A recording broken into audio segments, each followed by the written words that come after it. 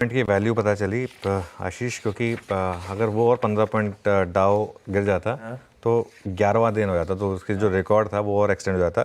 लेकिन 15 पॉइंट से Dow Jones green बंद हुआ और हाई देखिए इसका 42,787 का हाई था और फाइनली सिर्फ 15 पॉइंट के गेन के साथ बंद हुआ इंटरडे में 400 पॉइंट फिसलने के बावजूद। और S&P 500 और नैस्डैक हल्के से रेड में बंद हुए, लेकिन डेज हाई से देखिए क्या क्या फिसले इंडेक्स। डाउ जोन्स 450 पॉइंट फिसला, S&P 500 डे हाई से 70% फिसला और नैस्डैक डे हाई से करीब करीब 250 पॉइंट फिसला।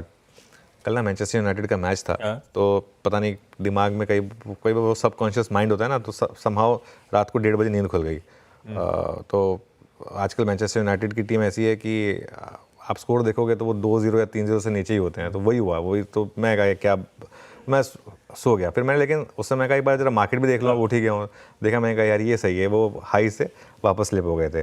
खैर एनीवे, बॉन्ड यील्ड और डॉलर की बात करें आप, तो डॉलर इंडेक्स वापस 108 के ऊपर है और सस्टेन कर रहा है 108.4 डॉलर इंडेक्स, और 7 महीनों की ऊंचाई पर है 10 ईयर बॉन्ड यील्ड 4.57% पर। यहाँ से आपको अच्छे क्यूज़ अभी नहीं मिलने वाले हैं। अगर आप सोच रहे हैं कि अच्छे क्यूज़ मिल जाएंगे, अगर अच्छे क्यूज़ होंगे भी तो उनकी खुद की मार्केट के लिए होंगे, हमारे लिए नहीं होंगे।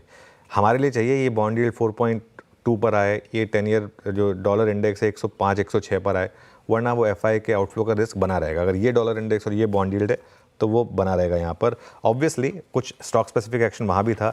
सबसे इंपॉर्टेंट वहाँ स्टॉक था एक्सेंचर, 7% चला वहाँ पर एक्सेंचर। हम आज IT शेयरों पर फोकस करने वाले हैं। ऑब्वियसली सारे ADRs 3-3% ऊपर थे आपके IT वाले। फेडेक्स ने अच्छा काम किया वहाँ पर, और फेडेक्स ने कहा कि वो फ्रेट कारोबार को अलग करेंगे। नाइकी, उसके शेयर ने 12% की जो बढ़त थी वो गंवा दी, क्योंकि गाइडेंस ख़राब थी वहाँ पर। अच्छा, एक और चीज़ आप नोटिस करिए, क्यों IT पर आपको और फोकस करना है। US इकोनॉमी के आंकड़े देखिए आप, जुलाई टू सितंबर का GDP वर्ल्ड की सबसे बड़ी और सबसे स्ट्रॉन्ग इकोनॉमी का बढ़कर 2.8% से बढ़कर 3.1%। इस बेस पर US इकोनॉमी 3% ग्रो कर रही है। कंज्यूमर स्पेंडिंग 3.7% पर, मतलब 2023 के बाद सबसे ज़्यादा। ये परफेक्ट कॉकटेल है IT के लिए यहाँ से भी आउट परफॉर्म करने का, कि US इकोनॉमी इतनी स्ट्रांग प्लस डॉलर स्ट्रांग, तो आपको टेलविंड मिल रही है। एक्सेंचर ने किस लिए गाइडेंस बढ़ाई है? पिछला ही तो क्वार्टर था जिसमें एक्सेंचर ने मूड माहौल ख़राब कर दिया था। ऐसा एक क्वार्टर में क्या बदल गया? और यही आप हमारी IT कंपनियों में देखेंगे, यही मार्केट प्राइसिंग करने की कोशिश करेगा। आज PCE के नंबर्स आएंगे, उस पर हमारी नज़र रहेगी। इनिशियल जॉबलेस क्लेम, इस पर नज़र रहेगी।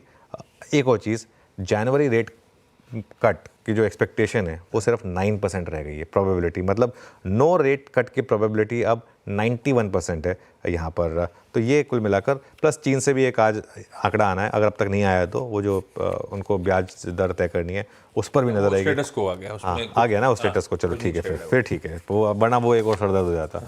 तो लेकिन ग्लोबल हैंडओवर खराब है हमारे लिए। परफेक्ट। ग्लोबल